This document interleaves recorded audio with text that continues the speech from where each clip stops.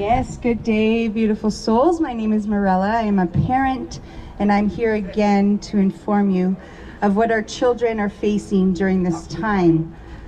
I have an update about Hudson. I spoke of Hudson and his incident last week, and some of you may have come across his name online, but his story and voice is silent on mainstream news.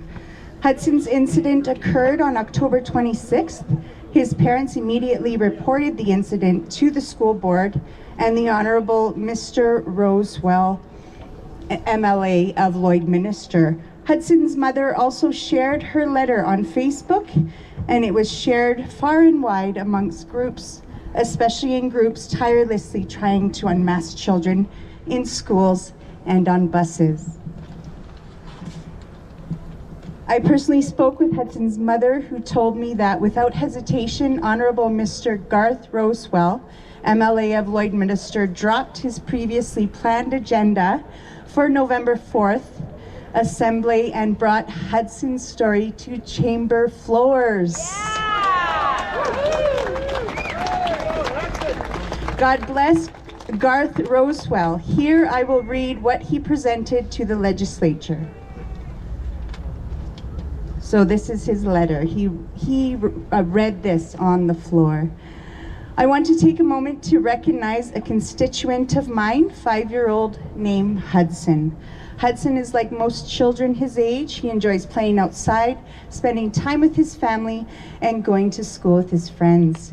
Hudson attends school at the Buffalo Trail Public School Division, and although he is not required to wear a mask in school, he is required to wear one when he takes the bus for an hour each way to and from his school. Recently, Hudson's father, a member of the local fire department and a military veteran who has served overseas and who understands emergency situations well, found Hudson unconscious and unresponsive after an hour-long bus ride home. The bus driver didn't notice Hudson was having a medical episode because she was busy with her driving duties, which is understandable. After several efforts, Hudson's father helped Hudson come to, and thankfully Hudson has recovered from his incident. No medical intervention was necessary. Since this scary incident took place, I have been corresponding with Hudson's mother, a veterinarian. In her estimation, Hudson was dehydrated, overheated, and oxygen deprived. She also believes this situation was mostly precipitated by the mask Hudson had been wearing for more than an hour. I'm inclined to agree with her analysis. Now, the government's position is that masks on buses are necessary, as students cannot socially distance. They are not from the same household, and air circulation on the bus is not ideal. Can we not reconsider this position to allow masking policies on buses to be the same as it is in schools? It might even be more important not to mask on the bus, as there is less ability to monitor kids than in schools. I want to thank Hudson's loving parents for their relentless advocacy. Thank you. So yes, let's make some noise for Mr. MLA Honorable Garth Rosewell for standing up for our children in government chambers. Students continue to be obligated to wear a breathing barrier on buses and in schools, even after we report these incidents. Schools are choosing to mask K-3 and continue to operate without due diligence for K-12. They believe it is safe for K-3, and when asked under what medical grounds, no data is provided. They have authority but are accountable to prove that operating above and beyond government requirements is safe for children. Hudson School Board, Buffalo Trails School Board wrote the government themselves as they stopped. Hey, gentlemen, and he's going to speak to you a little bit about that. Please welcome Charles.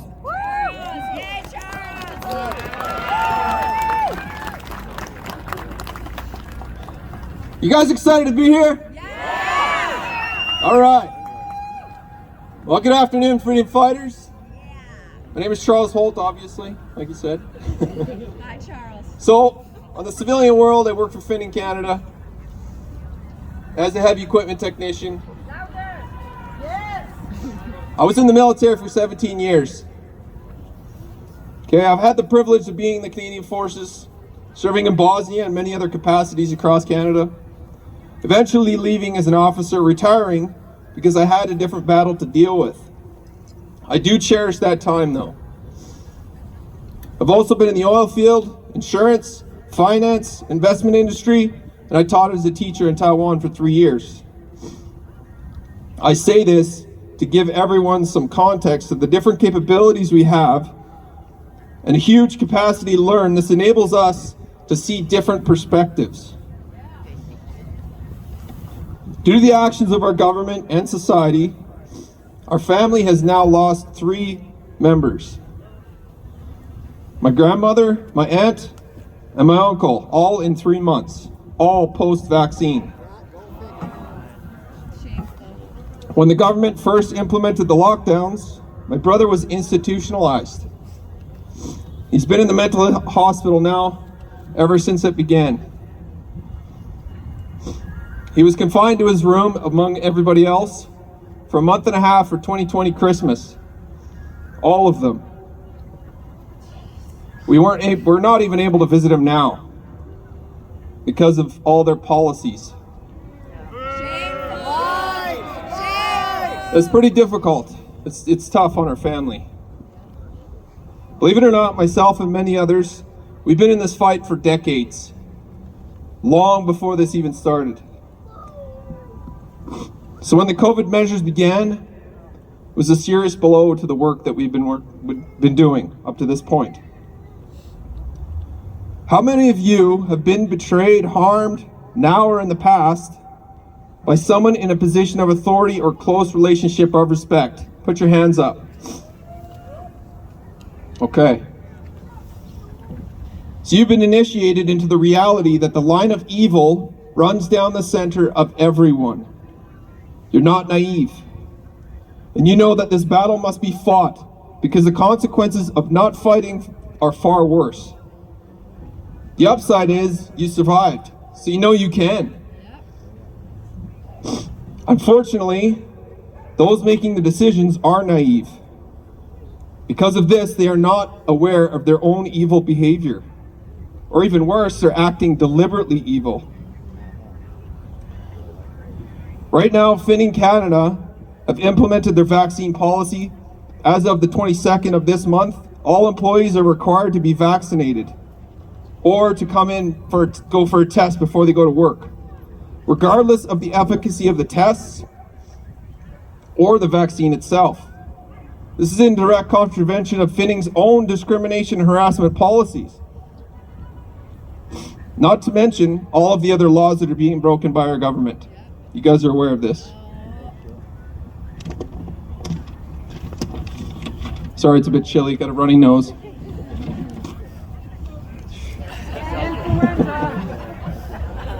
All of you are aware this is happening across many different industries. To me, it's evil. I have coworkers who've decided to take the shot, not because they believe it works, but because they want to feed their families. And some in my small shop alone are having heart problems and they can't even do their job properly. This is a big deal.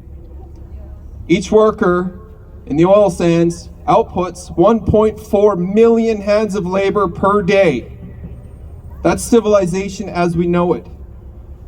We lose that production, you lose your food, you lose your power, people die.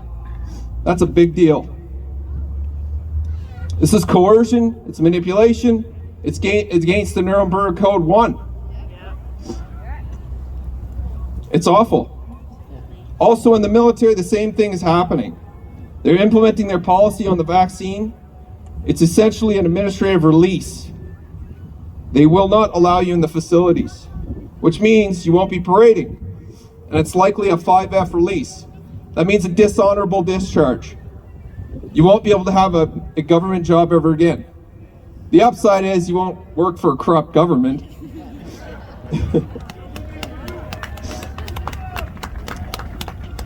But the bad side of this, there's a lot of really, really competent people. These are the ones that are choosing to leave. That's a national security threat. That's a big deal. It's insane. It's not insane of the members for leaving. It's insane of the government to put these policies in place. They're breaking all of the social contracts. The interesting thing is, this is a case, but the best case scenario right now, as far as I can tell, what's happening, the virus, in my opinion, is the best case scenario for democracy. Because it's so confusing, everybody needs to make a choice on their own. That's all we want is choice. That's a democracy. Freedom!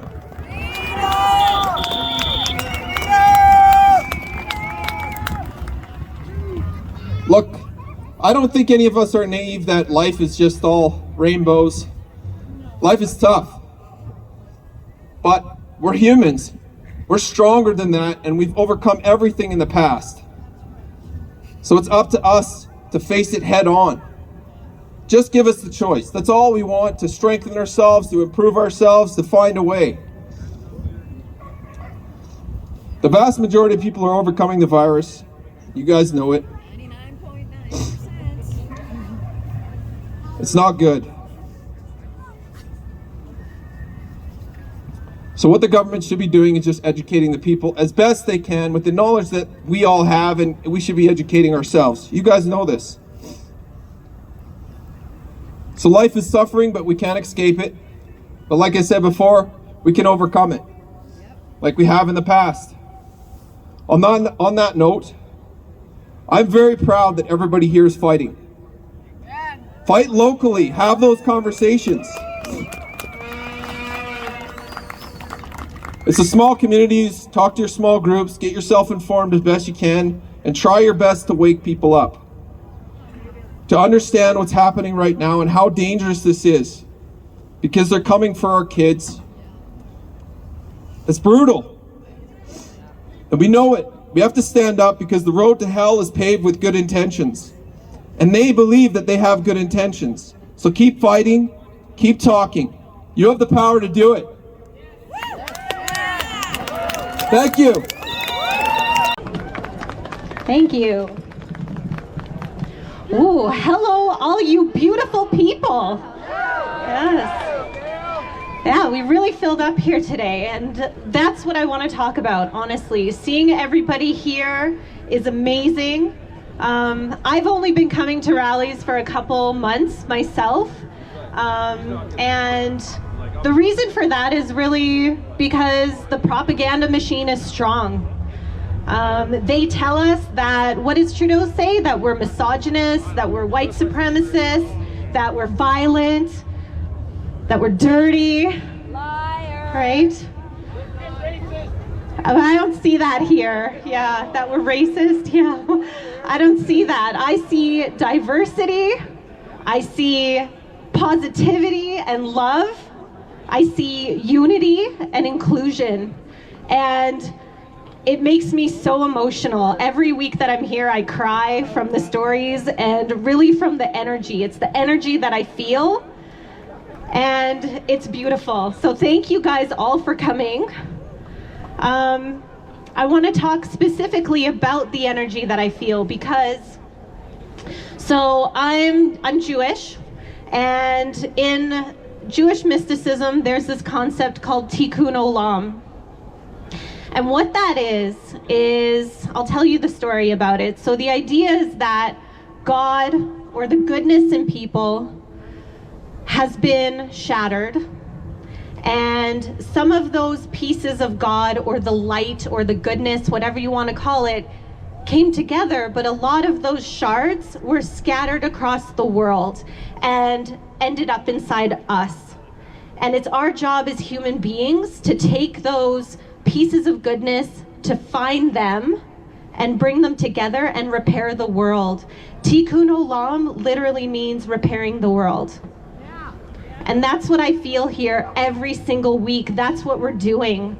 We're recognizing the goodness in each other. We're standing up for what is right. We're speaking up when we see something that's wrong. And we're bringing together those pieces of light, and we're repairing the world.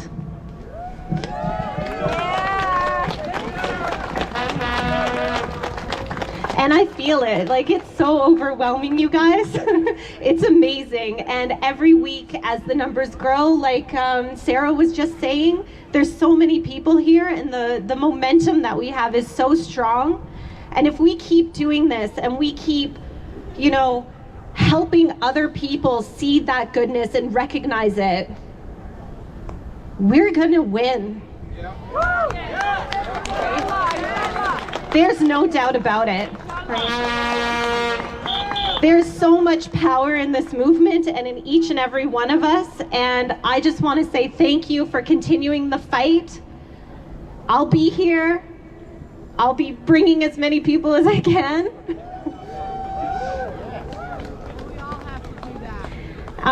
And today is like the holiest days. We do this every Saturday in the Jewish culture. Saturday is Shabbat. This is the holiest day of the year, every single week. So I just want to say thank you and Shabbat Shalom. Shabbat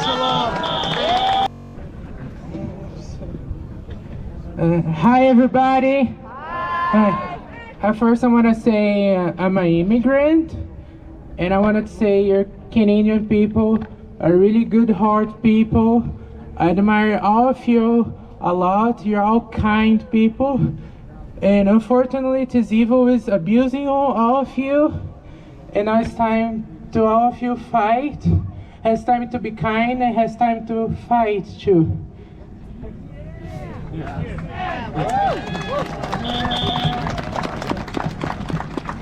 My name is Joe, and I was a truck driver, but I lost my job because I refused to take the vax and don't wear a mask. And they said if you don't obey, we're gonna terminate you. So I said, okay. So I quit with my dignity.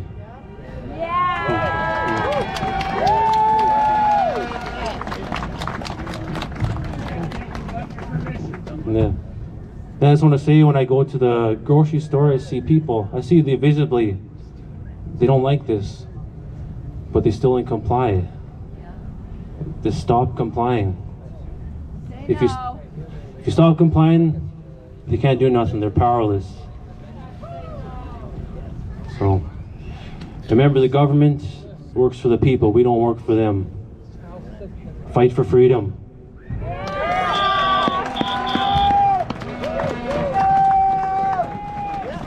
Guys, sorry, sometimes I get short of breath. I'll share my story with all of you. It might sound a little weird, but I had to share to open the eyes of the good people that are being messed up by this evil that is around.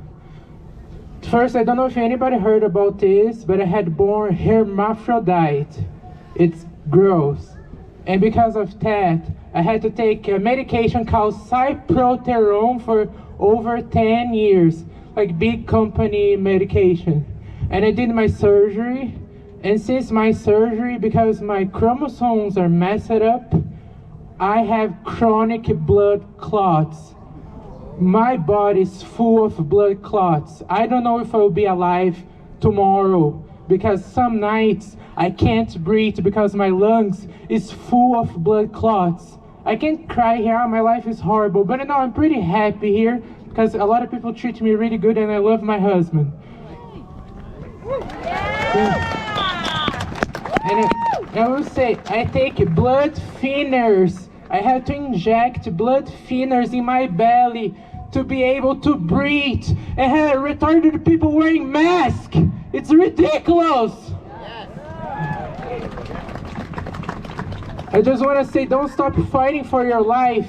My life is a gift. All of your life is a gift. Just don't stop fighting evil, because they will not stop, and so we will not stop either.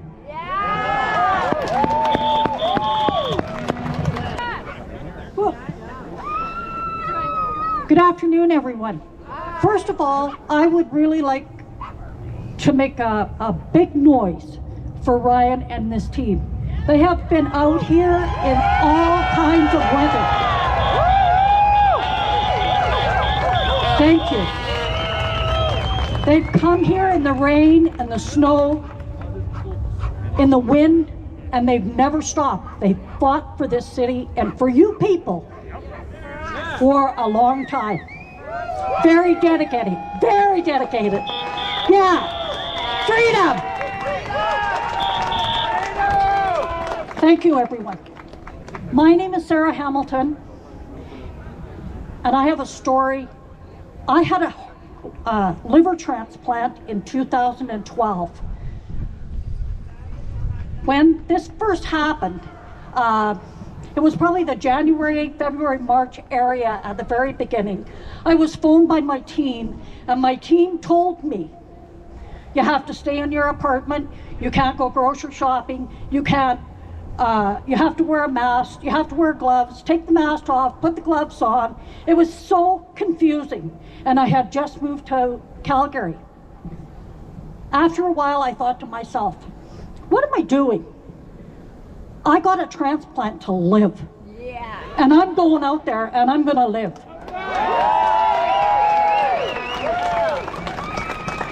I've had a very emotional week this week because my father was a veteran and I was not allowed to put a wreath on the cenotaph at the Legion. I was not allowed to. I could buy one for somebody else to lay, but I could not even go in the building and pick it up to put it somewhere else. Shameful. So I made a wreath, and with the help of Ryan and the group that came last Thursday, I was able to put that wreath down. And I so appreciate this group for everything that they do for this city and for the people in this city. Just recently, I was diagnosed. My liver is in rejection. I haven't been at rallies because I have not been well.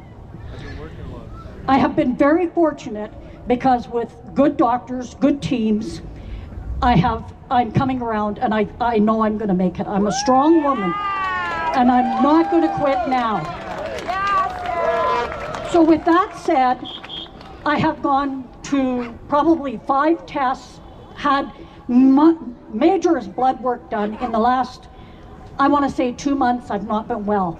And I have only been asked one time if I had the vaccination. I was asked by a nurse. And I told her that is something that I would talk to my doctor about. I am pure blood, and I'll die pure blood. They won't make me have a vaccination if I need to have a transplant. It will never happen. I'm 70 years young and I've lived my life, and be damned if anybody is going to tell me how I have to go down. I won't do it. I am so happy to see all you new people here. I think I recognize maybe 30 people. That the rest of you are, it's just amazing. It's amazing the movement that has happened in Calgary in the last couple of months. Really proud of you guys. Before I leave, I'd like you all to just shake hands with your neighbor, introduce yourself to the people around you, get to know each other, contact each other, become friends, because at the end of the day, we are going to need each other. Yeah, we are. We are going to need support. We are going to need people to listen to us. There's senior citizens out there that have no one. If you have a neighbor that's a senior, please go and make sure they're okay. Just check on them now and then. Even if they've had the vax, do we really care? No. Just be friendly. And all these little children, I've got a bunch of grandchildren, and I tell you, I'm fighting for them. Yeah. I'm fighting for them. Take those kids out of the schools. I know it's hard.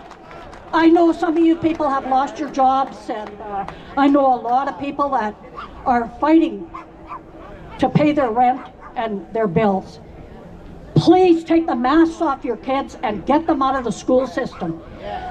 You know, I don't know a lot of you people here, but I'll tell you, I'd help any one of you if you needed help.